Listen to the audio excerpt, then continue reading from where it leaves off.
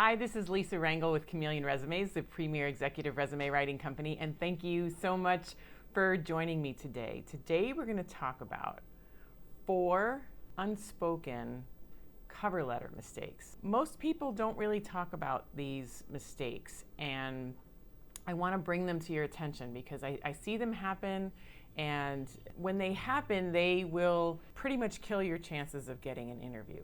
So by avoiding these mistakes, you're going to be increasing your chances of getting that coveted interview. So let's jump in and let's talk about 4 unspoken cover letter mistakes that you should be avoiding in order to land interviews. So the first mistake that most people don't realize is happening is the cover letter is too focused on the past.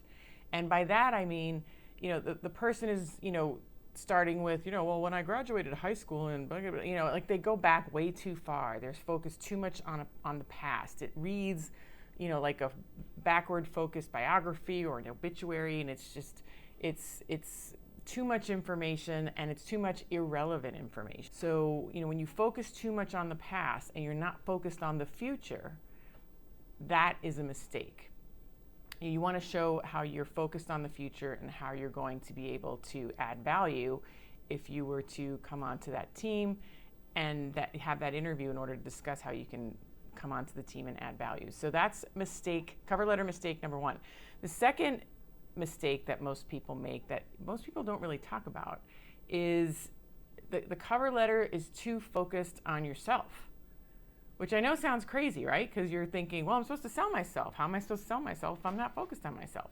Well, when you take mistake number 1 and you couple it with mistake number 2, where you're focused too much on yourself, and you're now talking way too much about yourself in that backwards biographical manner, you're not connecting the dots for the reader on how you are going to add value to the organization and why you have the potential to make a difference. How you can provide a solution, how you can,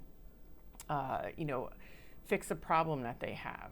How do you help them capitalize on an opportunity? So you want to obviously reference some of the achievements in your past that are relevant to you being able to provide that solution, fix the problem, or capitalize on an opportunity. But if you are just telling them how awesome you are and without connecting the dots to the relevancy of why that potential employer should care, they're just going to think you're very long-winded and you think highly of yourself, but they're not going to know why they should care. So you need to help them care. You need to help them connect the dots as to why your wins are relevant to them. So don't talk too much about yourself. Make sure you're cherry picking what's important and highlighting how your wins are relevant to the reader. So that's how you fix that mistake. The third most common mistake that a lot of people don't talk about is it's just too long, right? The cover letter is just too long. Okay, so maybe this one is mentioned here and there, but by other experts and whatnot. But I think it's just important to mention it's way too long. More is not better. You want to keep your cover letter concise.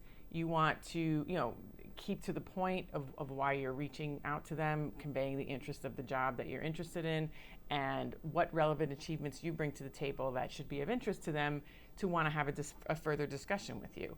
So don't make it too long. Do not regurgitate your resume in prose form. That's not what this is for.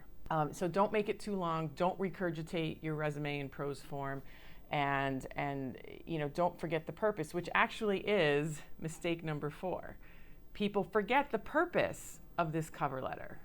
Okay? Don't forget the purpose of the cover letter. That is mistake number 4. So what is the purpose of the cover letter? The purpose of the cover letter is to entice the reader to want to talk to you. It's to land the interview. It's not, don't forget the purpose, right? It's not, some people make the mistake of thinking the cover letter is doing the interview for them. They're supposed to convince them why they should be hired.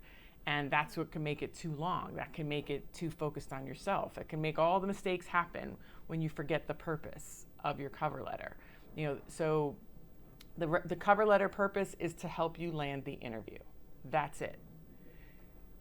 It's not to interview for you. It's not to regurgitate your resume in prose form. You know, it's not to oversell yourself. It's not to talk too much about yourself. It's to just simply entice the reader, the hiring manager, the recruiter, to want to have a further conversation with you, you know, via Zoom, via live, you know, via phone, whichever the case may be.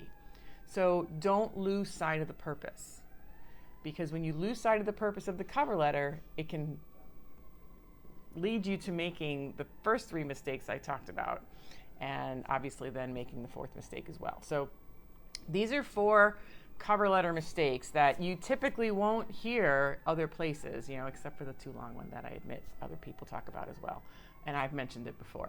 But you want to make sure that you're not doing these cover letter mistakes. And if you are interested in an ebook that I've created that has sample cover letter, eNotes, you know, short, sweet, to the point, help you convey relevant achievements for the particular job that you're going for, as well as follow-up letters and networking letters. I put together a little booklet of cover letters and eNotes that you can get in the link below there in the description. You will see it.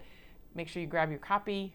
And if you like this video and you think it can help somebody, I'm going to ask you to like it. I'm going to ask you to share it. If you want some more support, I'm going to ask you to go to the description box and grab your copy of the cover letter eNote book that I've recently put together.